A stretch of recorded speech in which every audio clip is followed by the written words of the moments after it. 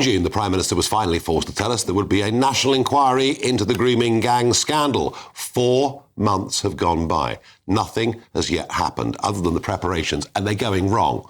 Already, we have a senior former police officer, a senior former social worker who have been rejected. Four members of the panel who were victims have withdrawn, and there's a big row with government going on.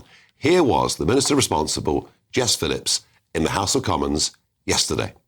We must avoid delays, as was seen in the independent inquiry into child sexual abuse, and are progressing as swiftly as thoroughness allows. Misinformation undermines this process. Allegations of intentional delay, lack of interest, or widening of the inquiry's scope and dilution are false. The inquiry will remain laser-focused on grooming gangs, as Baroness Casey recommended. Well, I'm afraid the misinformation to which she refers are the criticisms of the victims that have left the panel. And one of those victims, Ellie Ann Reynolds, posted this at lunchtime today. Jess Phillips uncovered her true colours in the House of Commons yesterday, along with admitting that every single institution has failed us survivors over the years. Jess Phillips, it is in your best interest to stand down. You've proven you are unfit for your role. And I'm asking you at home, given the farce this has sunk to, do you think this inquiry, the way it's been set up, should continue, or should we try something different? Please tweet #Farage and GB News or email farage@gbnews.com. I am joined down the line by Ellie Ann Reynolds, grooming gang survivor from Barrow up in Cumbria. Ellie Ann, thank you for coming on and joining us. Now, basically, this is a big row between you and Jess Phillips, and she's accusing you of misinformation. And I was interested, a couple of things you said that interested me. One, you saw the panel bosses that were potentially being appointed as being a conflict of interest. Absolutely. I think when the former employment statuses were as they were, how did they expect any survivor to sit on that panel and be confident that the inquiry was going to succeed with former police officers and former social workers? They are the very institutions that have failed us for many, many years. Yeah, no, I understand your point. I mean, I happen to think that police officer is a good chap, but I get your point. You can't get them marking their own homework. But the more serious charge that you made was when you described the panel atmosphere, as you're talking and getting ready for this to begin, you described the whole process as toxic, isolating and depressing. I'm really keen to get what you mean when you say those things. Yeah, I mean, it was a very controlled environment when we had to draft questions and submit them 24 hours before. And, we were given bullet points of what we should be asking and when we should be asking it. And we had to sit and think of our answers 24 hours prior. And we were just given lists all the time. We were told that we weren't allowed to seek support from any of the survivors on the panel, our own families and friends. We weren't allowed to talk about it. When the documents were actually sent over, that included the candidates for the chair, it was very password protected, secretive. You're not allowed to take photos. You're not allowed to share this information. It was all it's so secretive. It became unsafe. It became dangerous in that sense, because why were they tiptoeing and why were we tiptoeing around something that should have been public knowledge? I mean, Ellie Ann, I'm talking to you. I have met since 2014 when I first got to understand about this problem in Rotherham. I've met many of the victims, and there is anger amongst yourselves. There's also a broader anger amongst the public that this appears to have been covered up for a very, very long time. Is it, from what you saw leading up to this point, were you discouraged from discussing the ethnicity and religion of the perpetrators? Absolutely. I mean, when it was suggested that we widened the range, it was automatically a dilution. But then when we can't discuss the ethnicity of our abusers and you almost feel wrong for doing that, it becomes really disheartening at that point, because I always say, people forget about how these abusers treat us and how we were receiving racial slurs off them. And you're almost like, you feel like you're in the wrong for saying my abuser's a Muslim Pakistani, my abuser's a Bangladeshi. You shouldn't have to walk on eggshells around where your abuser comes from. No, quite right. Final thought from you, Eliane. You said it at midday, you still feel Jess Phillips is the wrong person for the safeguarding ministry? Yeah, I think she's unfit for a role. I think the way that she conducted herself yesterday in the House of Commons was embarrassing. It was disgusting. She showed a lot of anger and aggressive behaviour towards the survivors. And my question is, are you angry because you were caught out in a cover-up that's no longer successful? We've exposed that. Because I don't think that she's angry that, everything else that's going on. I think that she's embarrassed herself, and I think that the way that she's held herself, people need to question if she's the right person that liaises with survivors. Eliane Reynolds, thank you for joining us live here on GB News. Thank you very much. Thank you. Indeed. Well, Maurice Glasman joins me along with Kwasi Kwarteng. A very articulate woman. Right. The anger is simmering. She's in control. Yeah. She's very in control. But can you see the argument she's making? Oh, I totally see the argument she's making. And Eliane, if you're watching, I'm completely with you. I mean, totally with you and all the girls who were sexually abused by Pakistani rape gangs. You know, Nigel, we've talked about, I want to see a televised show trial. I actually think that we need an exorcism of this wickedness. And who needs to go down? The rapists and everybody who covered it up, including the police, including the social workers, including the Conservative and Labour councillors, including cabinet ministers who shuffled it to one side. We've got to get this poison out our bloodstream. This is disgusting. Young girls were systematically raped and nothing was done. Maurice, and Nigel, we've been on this, but this has got to go straight. Utterly shameful. It's disgusting. In every way. And I tell you what, and Kwasi, it isn't just doing damage in this country. No. The world's looking at this. Yeah, look, I think, and the point she made very powerfully was what actually disturbed me even more. I mean, the abuse was horrific, but you'd expect at some point, responsible people in government, responsible people, dare I say, in the civil service, would come together to try and flush out the truth. Not so. And that's what amazed me. I mean, I've sat on House of Commons committees for years, and it sounded to me how she described the way that committee that was very much curated in the way that a House of Commons committee can be curated. Yeah. The officials, and that's the thinking.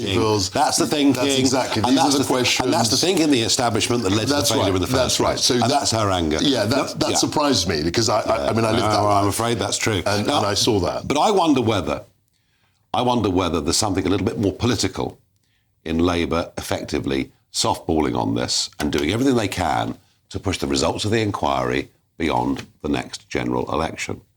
Later on, yesterday, Jess Phillips behaved in this manner in response to a question from a fellow MP.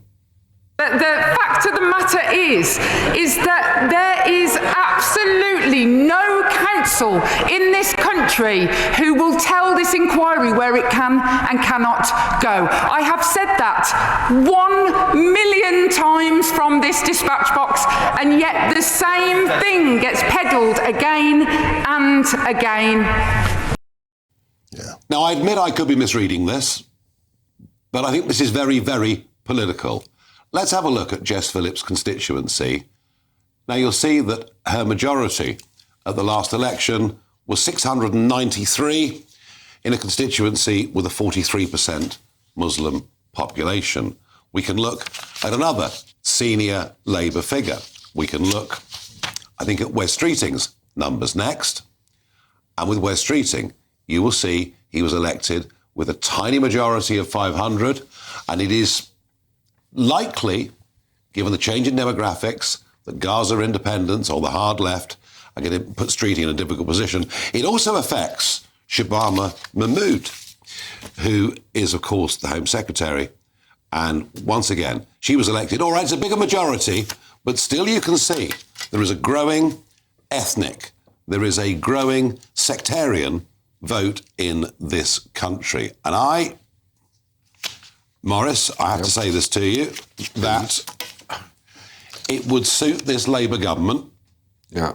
I'm sorry, it sounds very cynical from me, No, but it would suit this Labour government for this inquiry to stretch out for years and not to come to any conclusions for fear that they're seen to attack this community whose votes they need. And I'm saying to you that that's just straightforward political logic. You can understand that. But what I do say to you, Nigel, and I've said it before, of all the three you were looking at there, there's one of them who wants to do it immediately, who wants to get this going. So I also say to Eliane, and I'm urging it politically inside Labour, Shabana Mahmood is not afraid of losing her seat if that means that this Pakistani rape gang inquiry is shelved. She wants to do it pronto. I think she should be given full responsibility for this inquiry. You know, that it should go through that. Should this inquiry continue, or do we need to start a different procedure? Well, I think we've got to put a 6-month deadline on this. Precisely. Not years. No, 6 months. Yeah. No, 6 months to complete. I'm talking about. But the problem with the committee now is that people have left. They can't work out who the chair is. Reconstitute. So even if it's reconstituted, there's a big cloud over its authority. Put it under the authority of Shabana Mahmood. She needs to chair it, and it needs to be public. No, but you can't have a government minute. You can't have, as Nigel said, they can't mark their own homework. There's got to be political leadership on this just to hurry it up. So the point about Jess Phillips, and I know Jess Phillips, I quite respected her, but she's a very emotional politician. She's got a very thin majority. Well, we just saw that.